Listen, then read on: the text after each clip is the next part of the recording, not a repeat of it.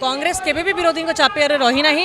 एबे आपण देखिए कांग्रेस नुआ रूप ओडिशा रे आपण देखा पाइबे।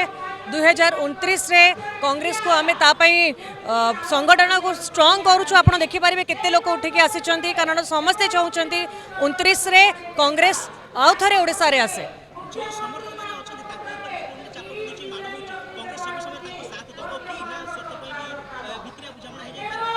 देखो कांग्रेस सदाबले साथ देइछि। कांग्रेस केबे भी बुझामणा करी नाही बोली आज भी तार गोटे अलग आइडेंटिटी अच्छी। सबू माध्यम आप देखिए विधानसभा भी देखिए गोटे नुआ रूप से आगे को जाऊँगी।